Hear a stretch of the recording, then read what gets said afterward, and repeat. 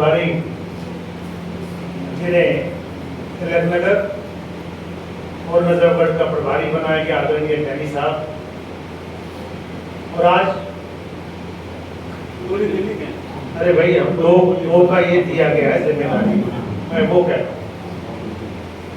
और आज दुख की पीड़ा को लेते हुए हमारी इस मीटिंग में मौजूद हैं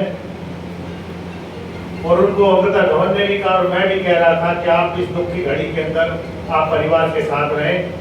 लेकिन भाई सतबीर शर्मा का कहना कि मेरा परिवार कांग्रेस है और मैं आज इस दुख की घड़ी में भी आपके साथ रहूंगा, लेकिन मैं भगवान से प्रे करता हूं कि आपके दामाद जल्दी से सकुशल घर पहुंचे।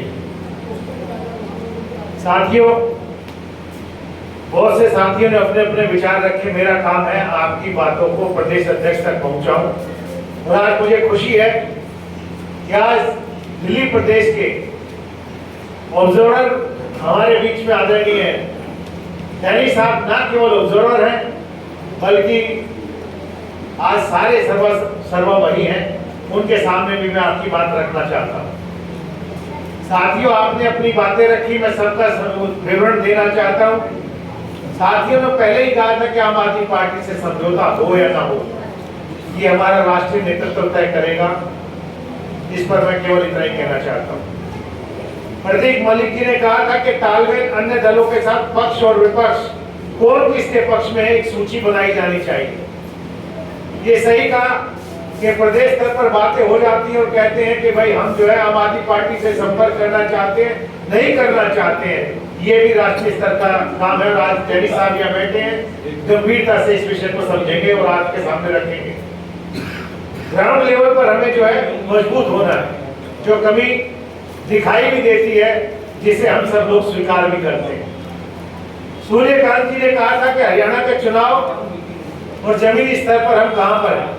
देखिए, हरियाणा का चुनाव राष्ट्रीय स्तर पर जो है खूब गंभीरता से देखा जा रहा है, समझा जा रहा है। हमारा राष्ट्रीय नेतृत्व उस पर बकायदा नजर डाले हुए है कि कहां गलतियां हुई, उस पर भी टैनी साहब आपके सामने अपना पक्ष रखेंगे। जेजेसेल के अध्यक्ष हैं हमारे साथी, और इसी तरह रमेश बागड़ी साहब, कपूर ठाकुर साहब ओबीसी के चेयरमैन हैं। और इसी के साथ एक भाई ने कहा था कि एजेंडा जो है प्रत्येक महीने की तरह तैयार होना चाहिए। एजेंडा हमेशा तैयार होता है, लेकिन इस बार हरियाणा के चुनाव को लेकर सब लोग जो है सक्रिय थे। किसी को कहीं की ड्यूटी दी गई, कोई कहीं पर सक्रिय था, सब लोग अपनी जिम्मेदारी के तहत वहां काम कर रहे थे। लेकिन आज टैनी साहब आपके बीच में मौजूद है, जिला अध्यक्ष यहाँ मौजूद है। यकीन मानिए अगला एजेंडा आपके व्हाट्सएप पर आएगा, उसी पर चर्चा होगी।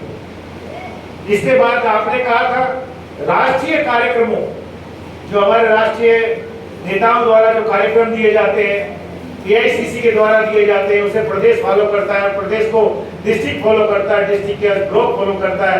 यकीन मानिए हम कहीं ना कहीं उसमें भी अभी अछूते दिखते हैं। उन्हें पूरा करने का काम हम कार्यकर्ताओं का है।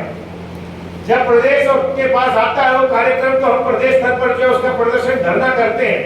लेकिन जिम्मेदारी के साथ अब ये भी जिम्मेदारी उठानी चाहिए, जो लोग एमएलए लड़ना चाहते हैं, जो ये मानकर चलते हैं कि हमने अपना चुनाव लड़ना है, तो उनकी जिम्मेदारी बन जाती है कि वो प्रदेश के कार्यक्रम को जन जन तक पहुंचाने के लिए हैंडबिल छपवाएं, पोस्टर छपवाएं या कोई ऐसा काम करे जिससे कि वहां तक बात जा सके, प्रदेश भी उसे गंभीरता से ले। और एक आपकी बात पहले भी कहता था, आज फिर कहना चाहता हूं, जो व्यक्ति एमएलए का चुनाव लड़ना चाहता है, पार्टियों की मीटिंग में नहीं आते, यकीन मानिए मैं उसका विरोध करता हूं। और मैं अपने अध्यक्ष के प्रति समर्पित हूं, और यहाँ टैनी साहब मौजूद है, कहना चाहता हूं वो लोग भी कार्यकर्ताओं से आगे बढ़ेंगे। अगर इनकी अनदेखी होती है तो इसका मतलब राष्ट्रीय नेतृत्व की अनदेखी होती है। इसलिए हमें उनके प्रति सजग रहना चाहिए और उनको काम करना चाहिए।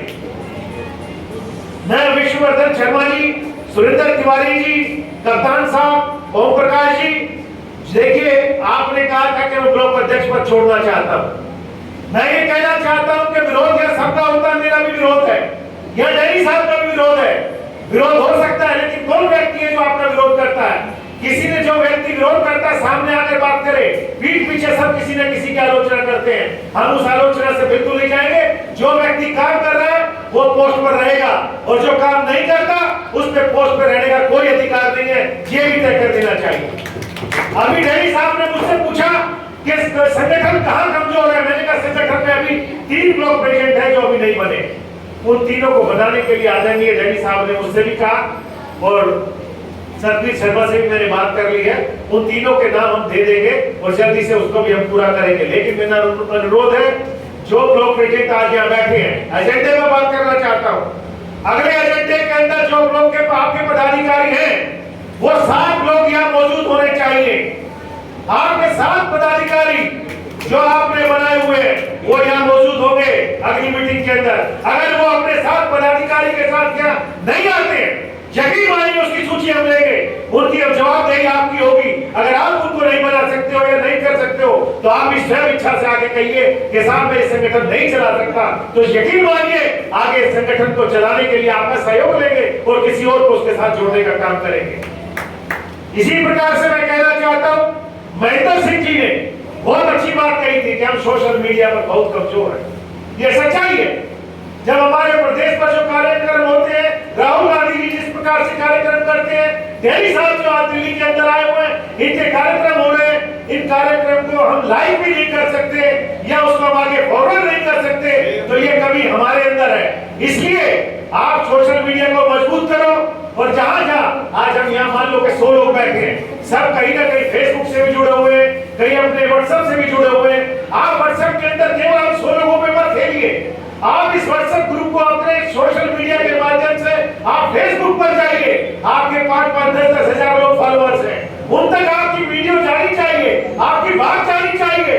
दिल्ली शहर के अंदर यकीन मानिए आप आग की तरह फैलेंगे, आपकी बात पहुंचेगी। इस बात को पहुंचाने के लिए जिम्मेदारी आपकी है। आप सब लोग इस पर सक्रियता से काम करें और सोशल मीडिया पर, फेसबुक पर अपने कार्यक्रम को आप आगे बढ़ाएं। अब मैं आगे सिर्फ इतना ही कहना चाहता हूं कि सारी बातें जो आपकी थी, जो आपने सुझाव दिए, मैंने उसे गंभीरता से लिया है और मैं प्रदेश के अध्यक्ष तक इस बात को पहुंचाता हूं। मैंने पहले भी कहा था, वो जरूर कहीं आए होंगे, कहीं चले गए होंगे, मुझे भी कल हटना है, ये भी तय है। लेकिन अगर मैं सच्चाई नहीं कह सकता तो माफ करना, मुझे ऐसे पद पर रहने का मेरे को भी अधिकार नहीं। इसलिए मैं आपकी बात सच्चाई से वहां पहुंचाता हूं, कहता हूं कि अध्यक्ष जी ये कमियां हैं, इन कमियों को हमें दूर करना चाहिए। और आज डैडी साहब आपके बीच में, मैं डैडी साहब आपसे भी अनुरोध करना चाहता हूँ, यहाँ के प्रत्येक नागरिक की, प्रत्येक कार्यकर्ता की ये भावना है कि आप जल्दी से जल्दी यहाँ पर जो है विधानसभा का चुनाव सामने आ रहा है, इसके अंदर हम भी सक्रिय हैं, लेकिन आज आप आ गए हैं तो आपके माध्यम से हम जल्दी से जो है, जैसे कृष्ण भाई ने कहा था कि हम 2 या 3 लोगों की सूची जो है वो जाहिर कर दें, ताकि वो 3 लोग यहाँ सक्रिय रूप से काम करें, लोगों तक पहुंचे। और कितनी अच्छी बात आज कही थी साथी ने कि आज हमारे कुछ साथी हैं जो सोशल मीडिया पर जाकर जहां जहां जो समस्याएं दिखाई देती हैं, उन समस्याओं को आप जो है फेसबुक पर भी डाल रहे हो, व्हाट्सएप पर भी डाल रहे हो। हमारे प्रदेश के अध्यक्ष आदरणीय देवेंद्र यादव जी ने बड़े सरल तरीके से कहा था, यकीन मानिए आज आम आदमी पार्टी और भारतीय जनता पार्टी इसी के डर से आज ये मानते चल रही है कि अब कांग्रेस आ रही है, इसलिए आती हुई कांग्रेस के अंदर कमजोरी मत लाइए, ये ताकत आप लोगों को बनाना है और इस ताकत की कड़ी हम लोग हैं, हम लोग मतलब कांग्रेस के कार्यकर्ता। और आज चाहे 100 लोग बैठे हैं, यकीन मानिए ये 100 लोग नहीं है, ये 10,000 लोग बैठे हैं। ये 10,000 लोग अपनी आवाज को बुलंद करें और डिस्ट्रिक्ट की मजबूती के लिए आप काम करें। बहुत बहुत धन्यवाद। मैं अनुरोध करूंगा